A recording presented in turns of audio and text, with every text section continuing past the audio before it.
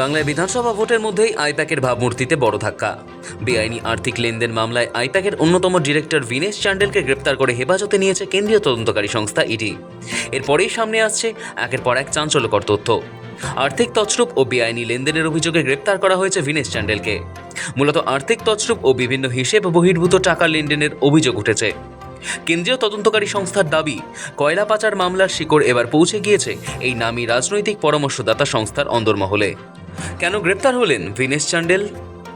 আইপ্যাকের অন্যতম প্রতিষ্ঠাতা এবং 33% শেয়ারের মালিক ভিনেশ চান্ডেলকে বেআইনি আর্থিক লেনদেন মামলায় গ্রেপ্তার করেছে ইডি। অভিযোগ, কয়লা পাচার থেকে আসা কালো টাকা সাদা করার ক্ষেত্রে তার গুরুত্বপূর্ণ ভূমিকা ছিল।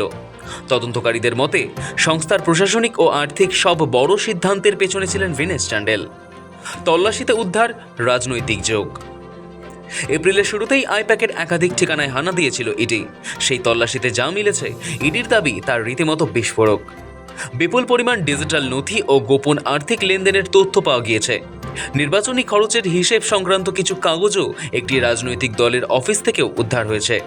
যদিও কৌশলগত কারণে সেই রাজনৈতিক দলের নাম এখনই খোলসা করেনি ইডি। ইডির 6টি প্রধান অভিযোগ। তদন্তকারী সংস্থা ভিনেশ চান্ডেল ও আইপ্যাকের বিরুদ্ধে যে 6টি মারাত্মক অভিযোগ এনেছে, সেগুলি হল: সুপরিকল্পিতভাবে কালো টাকা বাজারে ঘুরিয়ে সাদা করা হয়েছে, ব্যাংকিং ব্যবস্থার তোয়াক্কা না করে হাওলা চ্যানেলে কোটি কোটি টাকা লেনদেন হয়েছে, প্রকৃত লেনদেন আড়াল করতে আয় ব্যয়ের হিসেবকে ইচ্ছেমতো ভেঙে দেখানো হয়েছে, ভোট প্রচারের খরচে বড়সড় আর্থিক অনিয়মের প্রমাণ মিলেছে। ভিনেশ চান্ডেল সহ সংস্থার নীতি নির্ধারকরা এই গোটা প্রক্রিয়ার সঙ্গে সরাসরি যুক্ত ছিলেন।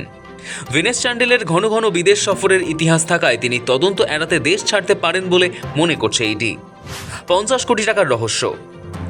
ইডির দাবি, প্রাথমিক তদন্তেই প্রায় 50 কোটি টাকার সন্দেহজনক লেনদেনের হদিশ পাওয়া গিয়েছে। আধিকারিকদের ধারণা, জেরা করলে এই অঙ্ক কয়েকশো কোটি ছাড়িয়ে যেতে পারে। সূত্র বলছে, এটি কেবল একটি সাধারণ আর্থিক অনিয়ম নয়, বরং অপরাধের টাকাকে বৈধ করার এক সুগভীর ষড়যন্ত্র। তাৎপর্যপূর্ণ বিষয় হলো, আইপ্যাক যেহেতু দেশের একাধিক প্রভাবশালী রাজনৈতিক দলের সঙ্গে কাজ করে, তাই এই গ্রেপ্তারি কেবল আইনি লড়াই নয়, বরং এক বড়সড় রাজনৈতিক ঝড়েরও ইঙ্গিত দিচ্ছে।